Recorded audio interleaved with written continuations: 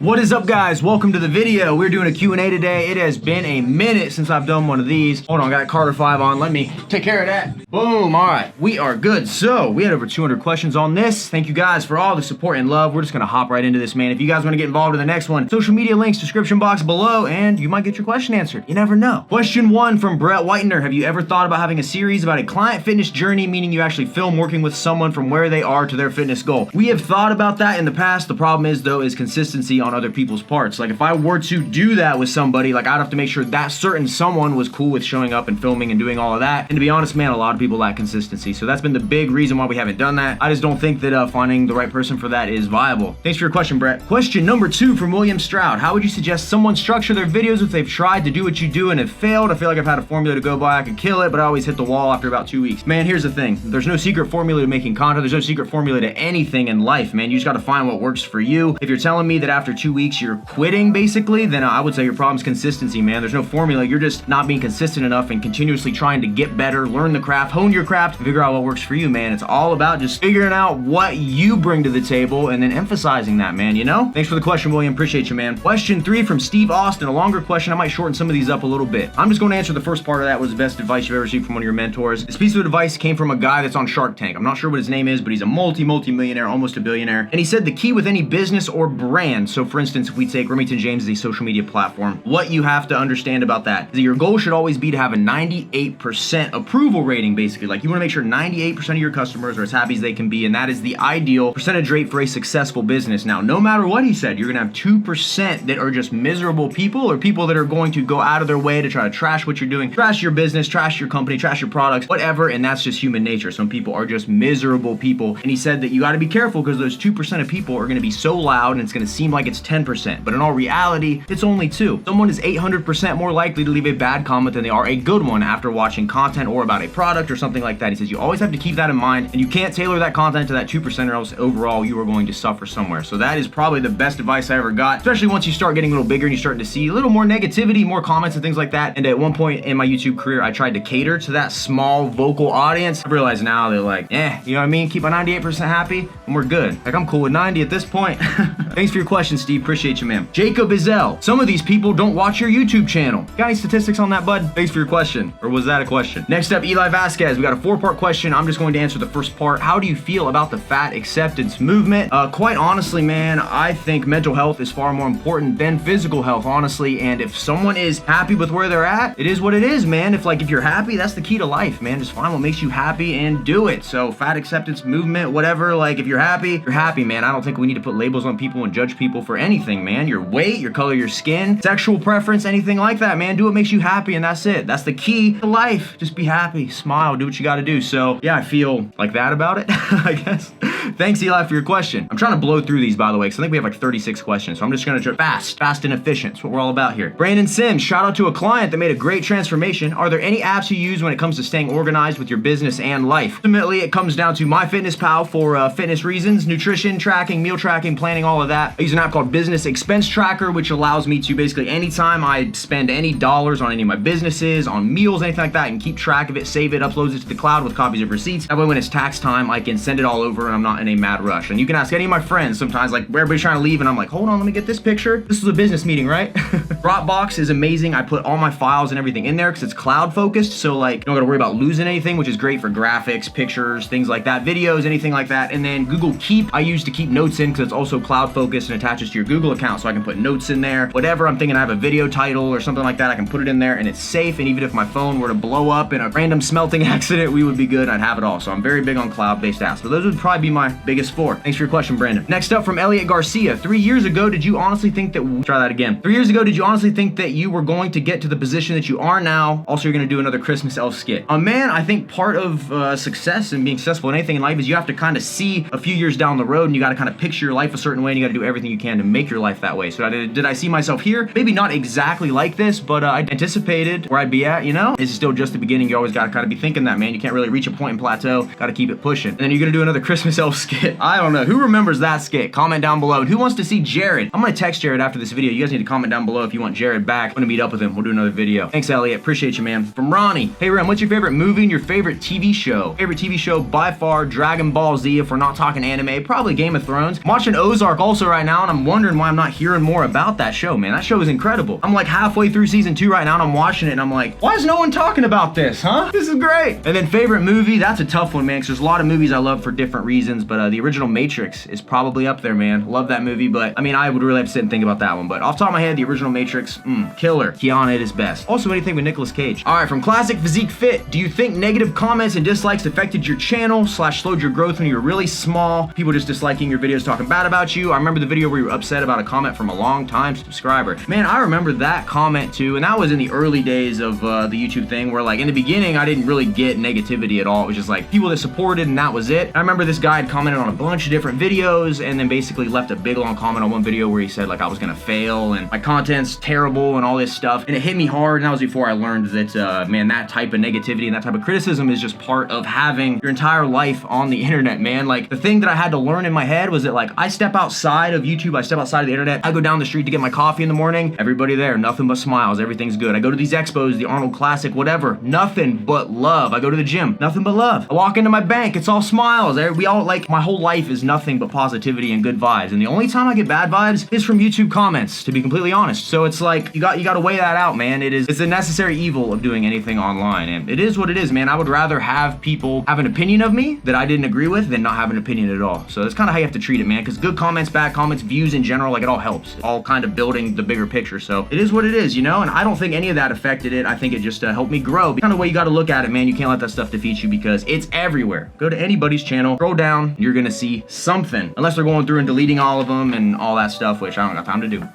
My mouth's dry today. Thanks for your question, man. Next up from Zombie on Twitter. How did you find the time to balance your business with staying consistent to working out and find the time to have a good social life? Ooh, to be honest, man, it is a lot of work. It's waking up early, getting all your stuff done, really prioritizing things. I'm not the type of guy that can really go do something spur of the moment. I really have to plan ahead for things if I want to get something done because my workload never changes and I refuse to let my priorities in business and all of that suffer just to go out and eat a cheat meal or something like that or go see a movie, right? I got to make sure everything else is done. And that's what I always preach, man. Get all the most important stuff in your day done first, and then that way later on you have that time to relax. You're not stressing about anything. I'm an anxious dude. I'm always amped up. I'm always hyper. I'm always very high energy, and I will sit and I will be anxious as heck if I know I have work that needs to be done. So getting work done kind of helps de-stress me in a weird way. Thanks for your question, man. From Jordan Dockery, would you attribute your success thus far to your work ethic or your physique? Also, what's next for Team Dry Scoop as a group since part of the team is moving? First off, I would not attribute any of my success to my physique. Yeah, I got a six-pack, but I'm not a very big dude. I'm not like this crazy like bodybuilder that's taking all this stuff and huge. Like I'm just a regular dude, man. I think that's been the appeal to my channel is that I'm not one of those guys. I'm not going and doing shows. I'm not doing anything crazy. I'm just trying to show people how to live their best life, I guess. I didn't have my first six-pack until I was like 23 years old. Went my whole life being skinny fat, no muscle definition, no nothing. So where I'm at now, I'm the best version of me I've ever been, man. And I think a lot of my success, quote unquote, just comes from being a real person and talking about real things and not sitting and just sugarcoating everything and telling people what they want to hear. And even then, a lot of these YouTube channels and things out here, man, they buy views, they buy comments, they buy likes on their videos to put up a facade that a channel is more successful than it really is. And I can proudly say I don't do any of that, and I never have done any of that, and everything I get is organic, which once again I think kind of speaks to that as well. And what's next for Team Dry Scoop, man? We're always still going to be friends. Me and Anchor are going to move. Grant's going to stay here, but I mean, he's an integral part of everything we have going on, these new companies launching, so it's all good, man. We make it work regardless, right? Thanks for the question, Jordan. From Vehement, what do you say to people when they question what you do, family, they never seem to understand your answer? Also, any advice on how to get over a slump in general fitness? The thing is, man, is that you don't got to explain yourself to anybody, and people aren't going to understand what you're trying to do, especially if it's outside of the box. I dealt with it myself. It's just a fact of life, man. In order to reach that next level, you have to just be willing to kind of take that criticism for what it is, like let it sit, but don't let that define what you're doing. Just do what feels right in your heart, man. Be a good person, do good things by people, and it'll all work out, and just keep pushing and don't give up. And that's basically how to get over a fitness fitness slump in general, you just don't ever get in that slump in the first place, man. Like, you gotta have your mind made up. You gotta want it. You gotta go regardless. There's days I don't want to go to the gym, I go regardless. There's days I want to sit and edit a video, I go regardless. Days I don't want to shoot videos, shoot them regardless. So you just gotta do it, man. You know, the only battle you face is with the person in your head here, that little voice. Sometimes you just gotta tell it to shut up, and you just gotta keep on going. Thanks for your question. From Gavin Park. Start that bulk. How about not? Thanks for your statement, I guess. Next question from Sir Stiley. Why did you choose the BMW i8 over any other super sport car? To be completely honest, I thought the car looked absolutely insane. I loved it. There's a lot of technology in that car. It's got the electric engine and the gas engine that work in tandem. You get the instant torque, all that stuff. All the fun, nerdy stuff in that car, man. I felt like it was a perfect car for me, so that's why I chose it. But the game plan is to drive it for a year and a half. I can turn around, flip it, resell it, and if I want to get into something new, I can, and that's it. Thanks for your question, man. Appreciate you. From Peter Waller Online. It's been crazy to watch you over your journey. Legend. True inspiration, bud. Thanks, man. We need more people like you in the comment section of the videos. Appreciate you, man. For real. Thank you. Means a lot. From Takeoff 925. When working with friends, I'm sure you guys butt heads and disagree on things. What do you do to work past that without hindering your friendship? To be completely honest, the two guys I do business with most, that's going to be Grant and Ankrum. We really don't argue. We really don't have anything that we ever really butt heads about. And I think a lot of that has to do with us being such good friends and building a lot of that trust in the first place before we ever really started to do business together. You guys are my lifeline, right? The only people I really spend time with. So it's like, there's really no point in arguments in general, man. If there's a disagreement, which there very rarely ever is, it's not even a disagreement. It's like, okay, you have your opinion, I have mine. Let's talk about it. Let's sit down. Let's really break this down and see what's best for everybody involved. Key with business, don't get greedy. Do things for the right reasons. Don't sacrifice your integrity or quality, and you'll be good to go, man. Appreciate you. Take off. From Oakley 60, what's going on with the house hunt in LA, and is there going to be a road trip when you do move there? All right, so here's the thing about the entire LA move. Hold on, let me open this blind. Better lighting? I hope so. Basically, with the entire move to LA, these two companies that we just announced, Finalboss Athletics, Finalboss Performance, our entire business structure was built around us moving and then launching the companies in that state. And our goal with that first trip to LA, we thought it was going to be easy to find a house. We were just going to launch the businesses. When we got there, there'd be California established LLCs, and then we could get the ball rolling there. What we realized after that first trip and how much more difficult it was, and we didn't find a place, we came back, decided that we needed to get these companies up. We have everything already in motion, and we were literally hinging the entire thing, actually holding back the formulation of the companies for the move. And we realized, you know what? It doesn't matter. We need to launch in Ohio. So right now, our heads are in a little different of a space. We decided we need to get these companies off the ground, get them moving before we actually do move. So our new time frame is going to be probably heading out back again in the beginning of December. We're trying to lock down a place. Hopefully we'll have at least one of the companies launched by then. Business first, and then we're gonna go and revisit that, and everything happens for a reason, man. I'm not trying to rush it. I want it to feel 100% perfect before we go. Thanks for your question, Oakley. Next up from Ginger Beer Man. How do you manage your money? Investments. Obviously wouldn't want to know details, but just a brief idea. Just curious, man. I mean, you started a supplement line, a clothing company, you just bought a supercar all before 30.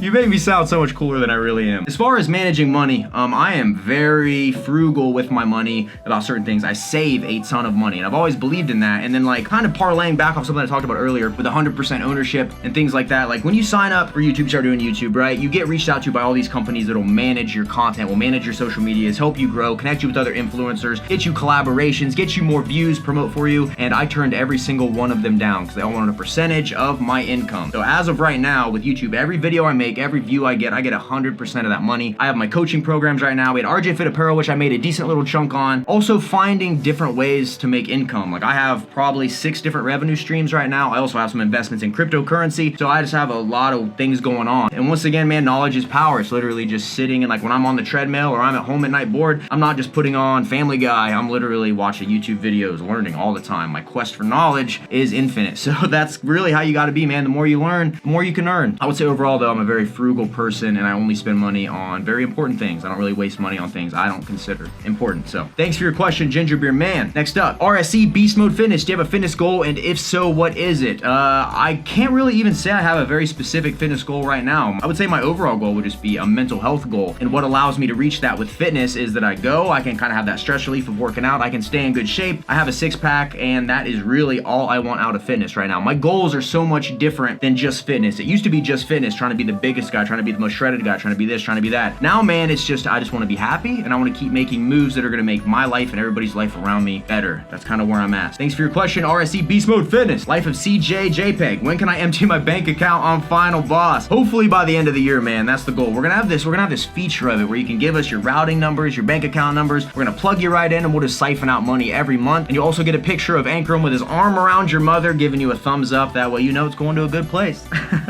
Thanks, man. Appreciate you. Next question from ARod2312. What is your definition of success and happiness? I think my definition of success and happiness is being able to eliminate a lot of the daily stresses that might come from financial things, and also being able to uplift other people around you and make their lives better. For instance, my brother yesterday, it was his birthday. His phone was terrible. His phone would, like, the battery was terrible. It'd be like 50%. It would drop to 1%. Long story short, went over to the store and I bought him a brand new iPhone with a brand new case, a brand new screen protector, and just said, here you go, man. Happy birthday. I also have someone else very close to me that was having car trouble, and I went and bought them a new car. Things like that give me satisfaction and make me happy on a deeper level than anything else ever would. So I would just say being happy, man, finding reasons to smile, finding reasons to laugh, and finding reasons to help people around you that have been there for you, you know? That's my definition of success and happiness. Thanks, A-Rod. Appreciate you. From Reigns the Coach, what caused you to shrink your circle recently? How many calories you're getting per day on OMAD? How easy is it to undereat that? I wouldn't say I've shrank my circle recently. I would just say that as things have kind of changed, like other people's lives have changed, and certain people that were in my close circle, which I've had a close circle from the beginning, their lives have changed, and we don't have the time to be around each other. I would say my two people I spend the most time with, obviously, Ankrum and Grant, and that's really all I need, man. I refuse to waste time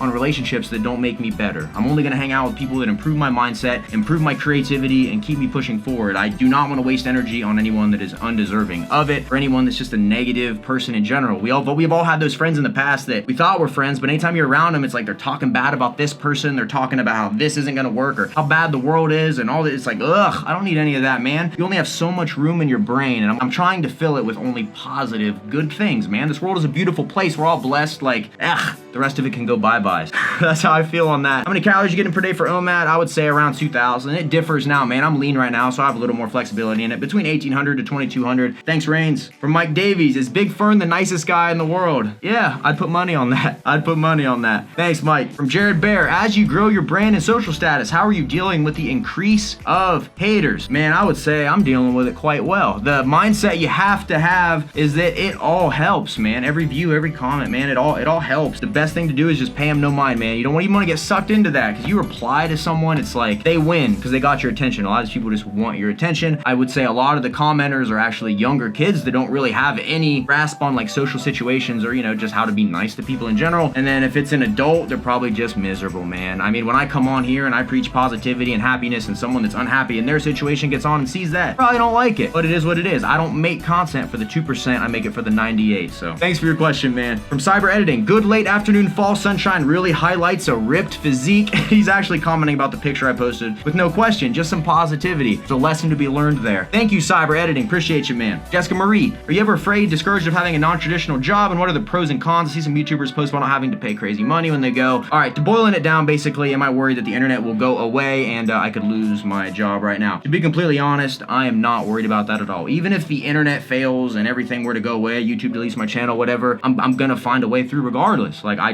don't quit at anything I do. When I say I'm gonna do something, I do it and we get it done. So no, I'm not worried about it. And then as far as increases in like healthcare and things like that, like, thing is, if you make a certain amount of money, those purchases don't really matter. When I go to the dentist and it costs me $1,400 to do something, that doesn't matter, right? Because I've worked hard enough to make that money. I'm really not worried about benefits or anything like that. Now, if I was making the same as I made back when I worked, you know, my older jobs, like, yeah, it might be a little more worrying, but nah, that's the key to saving money too, man. Have a nice chunk of money set away, so any situation that arises, you're good. For real, you're good. Thanks, Jessica. Appreciate you. From Dibba Physique, why does nobody seem to care about natural bodybuilding? Is the sport really only valuable if drugs are in the picture? Yeah, I think so. Natural bodybuilding's not as fun, man. When you cut without the use of anabolics, you tend to not hold on to your muscle size, your fullness, you're not as hard looking, you're not pumped all the time. Yeah, it's just not as fun to watch, man, but that's prevalent in every sport, whether it's the Olympics, whether it's football, whatever. Everybody's taking something. The real thing is just who's getting caught. When your professional life is on the line, you know you can take one little thing and it can make your performance that much better, potentially increase your pay, get you a sponsor, make you win, right? If you're competitive, you're gonna do whatever it takes to win. So I don't knock anybody that takes anything. Do whatever you want, whatever makes you happy. Okay, guys, I just realized that my camera shuts off at 30 minutes of a continuous clip of footage, and I lost the latter part of this Q&A. So we're just gonna hop right back in, guys. Basically, to finish off that last question, any sport that requires you to have the biggest muscles possible to win is going to need steroids. Plain and simple. Appreciate your question, man. From Haley Pavo, what's your why? I find anyone that has changed their life and gone for their dreams has a why. What is yours? P.S. Love you, Rem. Keep killing it with everything you do. Aw, love you too, Haley. Thank you so much for the support. Like I mentioned earlier, I did not have my first six-pack until 23 years old. I went through a lot of my life not really being the most confident, not really having what I figured the ideal life to be that I've seen other people living. And I realized after my first meal plan that I followed for like 8 weeks, I was able to see abs for like the first time in my life, at least as far as I could remember. And I realized how much of an impact changing your body can have on your mental health, your confidence, and everything else you do. And I really feel like that first initial meal plan and me being able to reach that point and realizing that I put work into something and in turn I got something out of it really kind of helped shape me into who I am right now. And my goal initially, just to like share that knowledge with people and help people out. I had an Instagram and Facebook long before YouTube, and I annoyed everybody on my friends list with posts on how to meal prep and everything like that. My goal always has and always will be trying to just make people's lives better, man. And I think that mental health is probably the most important thing. You know, we have these phones here. This is like the worst invention ever for mental health. You're constantly comparing your life to someone else's life, someone that looks so pretty and all this and all that. You're looking at accounts that are buying likes, buying comments. You can pay social media agencies that have botnet accounts to go in and put comments that look real on all of your videos. It's all a facade. And it's like, if you're comparing your life to that, then you're gonna be unhappy. But it's all about being happy in your own skin, happy with your life. And I always just kind of wanted to preach that to as many people as possible. And on top of that, being able to just help out my family and friends and make the people who ride with me, my day ones, I make everybody's lives better. So that's my why. Also to making my mom and dad proud. I went through a lot of my life, got into a lot of trouble when I was a kid. Seeing my mom proud and seeing my dad proud is that does something for me. For sure. That's my why, Haley. Thank you so much for your support. Appreciate you. For real. Thank you. Final question from Mepstein1. Where do you see yourself in the future? Do you ever think your content might change from fitness to something else in order to reach a larger audience? To be completely honest, what I'm doing right now is working in every aspect, and I don't think I should fix what ain't broke. On the same token, I see a lot of YouTubers making content that is much easier to make than a vlog where they just sit and they just talk about things, you know, popular culture things or whatever. And honestly, like if I had to attribute one factor to my overall success, it's my ability to speak and my ability to articulate what I'm trying to say. And my viewpoint, I think, on the world is what attracts some people to me. And I think that if I wanted to, I could start a channel where, I don't know, I did anything, reviewed movies, talked about anything, right? And that could be more successful. But I love what I do now, and I really don't want to change that at all. So in the future, yeah, there's obviously anything could happen. I'm at a point where I'd be down to do anything. In my head right now, I don't think there's anything that's impossible, really. I think that you can do whatever you want as long as you put your mind to it. You're willing to put that work in, you know? So who knows, man? Might release a movie someday, might open a record label. You never know, man. I just love creating, and I love being able to take what's inside of me and put it out there for people to see. I just want to keep creating. So wherever that takes me, wherever that avenue takes me, is where I want to go. 10 years, I don't know. All I know is that it's going to be awesome. So hopefully you're staying tuned and subscribed to the channel. Woo! I know this is a long one. The last outro I recorded, they got cut off because my camera shut off. Said it in the beginning. I was like, I feel like it's going to be a long video. But now I know for a fact it's going to be a long video. So those of you that made it to this point, man, thank you so much. Let me know your thoughts about these Q&As down below. If I should do more, if I should never do one again. Add me on social media if you want a chance to get your question answered. Any future video like this, Instagram, Twitter, and Facebook, I accept comments and questions from all of those. Combine them into the masterpiece you just witnessed. So thank you guys as always for all the support and everything. Lots of big things in the future, and I can't wait to keep sharing them. So as always, guys, don't forget to smile, remain positive, and paste someone a comment, because you never know whose day you're making better with that. We are out here. It's been a Remington James production. I will see you fine, ladies and gentlemen, at the next video. And don't forget, hit that thumbs up button if you can for me. I know I say that in a lot of videos, but that is really the one thing YouTube looks at the most. How many people are hitting that thumbs up button? So if you don't mind smashing it, I appreciate it more than you know. Thank you guys. I will see you at the next video. Boom, boom, boom.